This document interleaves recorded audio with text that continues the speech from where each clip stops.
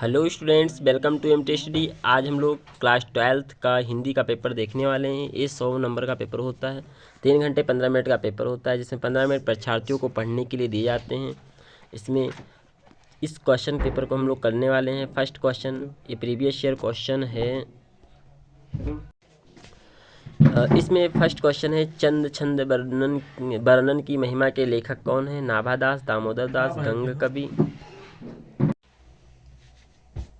गंग कवि, गोकुलनाथ। इनमें से कौन सही हैं? आप लोग कमेंट करके बताइए। वीडियो को शेयर कर दीजिए अपने दोस्तों के साथ और चैनल को सब्सक्राइब कर लीजिए। सेकंड क्वेश्चन है, कहानी एक शून्य दर्शक यंत्र है जिसके नीचे मानवीय अस्तित्व के रूपक दृश्य खुलते हैं। ये कथन किसका है? सच्चिदानंद, हीरानंद, वात्स्यायन अज्ञेय जी का है, मुंशी प्रेमचंद्र या जयशंकर प्रसाद या आचार्य रामचंद्र शुक्ल का है। थर्ड क्वेश्चन, 84 वैष्णवन की वार्ता के रचनाकार कौन हैं? गोस्वामी विट्ठलनाथ, गोविंददास या वल्लभाचार्य या गोकुलनाथ। थर्ड क्वेश्चन, हिंदी का पहली आत्मकथा है अर्धकथा, मेरी कहानी, कुछ आप बीती कुछ जग बीती या तरुण स्वप्न।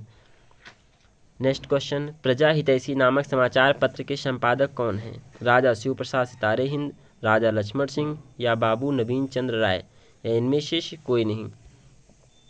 सेकेंड, द्विवेदी युग की समय सीमा मानी जाती है 1857 से 1900 ईसा पूर्व तक, 1900 से 1918 ईस्वी तक, सन 1918 से 1936 ईस्वी तक या 1936 से 1943 ईस्वी तक। पल्लव किसकी रचना है? सूर्यकांत त्रिपाठी निराला की या जयशंकर प्रसाद की या सुमित्रानंदन पंत की या रामधारी सिंह दिनकर की। केदारनाथ अग्रवाल किस काव्यधारा के कवि हैं? छायावादी, प्रगतवादी या प्रयोगवादी या नई कविता। दूसरा सप्तक का प्रकाशन वर्ष है 1943, 1951, 1960 या 1900। निम्नलिखित में से कौन से छायावादी कवि नहीं हैं? सूर्यकांत त्रिपाठी निराला, सुमित्रानंद पंत, जयशंकर प्रसाद, हजारी प्रसाद द्विवेदी। यहाँ पर नहीं वर्ड आपको विशेष रूप से ध्यान देना है। इस पेपर में सिर्फ हम क्वेश्चन पेपर को, इसमें क्वेश्चन पेपर सॉल्व नहीं कराएंगे, इसमें सिर्फ क्वेश्चन पेपर को आपको मैं दिखाऊंगा। इसके बाद नेक्स्ट वीडियो में मैं पूरा क्वेश्चन पेपर सॉल्व कराऊंगा। थर्ड क्वेश्चन है, निम्नलिखित गद्यांश के नीचे दिए गए प्रश्नों के उत्तर देना है, जिसके लिए आपको प्रत्येक क्वेश्चन के मार्क्स दिए जाएंगे।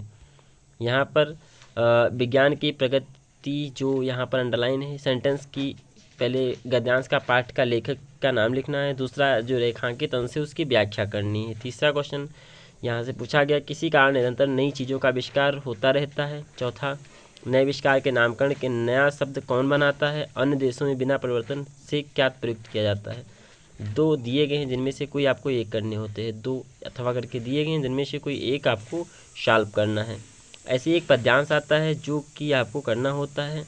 पद्यांश में भी कुछ क्वेश्चन दिए होते हैं, उनका आपको सॉल्यूशन करना होता है। जैसे प्रस्तुत पद्यांश का संदर्भ लिखना है, रेखांकित अंश की व्याख्या करनी है, प्रकृति पर सर्वत्र कौन आसीन है, सरिता, गिरि और सिंधु शब्दों का अर्थ क्या होगा, नर के करों में क्या क्या बंधे हुए होते हैं, ये आपको बताना है। नेक्स्ट क्वेश्चन पांचवा है, निम्नलिखित में किसी एक के लेखक का जीवन परिचय लिखना है और उसकी प्रमुख कृतियों का उल्लेख भी करना है, जिसमें 80 मार्क्स 80 शब्द, सीमा शब्द 80 है, 80 शब्दों में लिखना है। आचार्य हजारी प्रसाद द्विवेदी, प्रोफेसर जी सुंदर रेड्डी, डॉक्टर एपीजे अब्दुल कलाम। इन्हीं में से कोई ना कोई हर साल आ जाते हैं, इसलिए इनको बहुत अच्छे से प्रैक्टिस कर लीजिएगा। प्रीवियस ईयर क्वेश्चन है, यही क्वेश्चन हर साल पेपर में आते हैं, इसलिए इसको अच्छे से रिपीट कर लीजिएगा। और एक कवि का भी जीवन परिचय देना है, जैसे मैथिली शरण गुप्त, सुमित्रानंद पंत, महादेव वर्मा। इन तीनों में से किसी एक का जीवन परिचय देती हुई उनकी कृतियों को उल्लेख करना है। आपको एक पंचलाइट कथानक का वर्णन करना है, पंचलाइट या बहादुर। वैसे इसमें पंचलाइट बहुत इंपॉर्टेंट है, पंचलाइट ही हमेशा पूछ ली जाती है, पंचलाइट पे आप ज़्यादा फोकस करिए, यही आ जाता है। इसमें कथानक को अपने शब्दों में लिखने हैं और इसके बाद स्वपठित एक खंडकाव्य आएगा जिसका आपको आंसर देना होता है। तो आपकी डिस्ट्रिक्ट में जो खंडकाव्य चल रहा होता है उसको आप सिलेक्ट करिए। 2 क्वेश्चन दिए हुए होते हैं जिनमें से एक आपको करना है, इसमें जो प्रमुख पात्र होता है उसी का चरित्र चित्रण पूछ लिया जाता है मोस्टली। अब इसके बाद निम्नलिखित में से किसी एक गद्यांश होगा जो संस्कृत में अनुवाद करना होगा। 2 दिए गए इनमें से किसी एक का अनुवाद कर दीजिए। ऐसे एक पद्यांश आता है, उसका भी संदर्भ सहित आपको एक अनुवाद करना होता है। और इसके बाद क्वेश्चन नंबर 9 में 2 प्रश्नों के उत्तर देने होते हैं। संस्कृत के 4 प्रश्न पूछे जाते हैं जिनमें से 2 के आपको आंसर देने होते हैं। क्वेश्चन नंबर 10 में श्रृंगार और वीर रस का लक्षण उदाहरण सहित परिभाषा देना चाहिए। आप श्रृंगार रस बता दीजिए या वीर रस का परिभाषा उदाहरण सहित देखना है। रेखाखंड में यमक और अश्युक्त अलंकार की परिभाषा उदाहरण सही देना है, दोनों में से कोई एक, जिसमें यमक अनुप्रास सबसे ज़्यादा इंपॉर्टेंट है।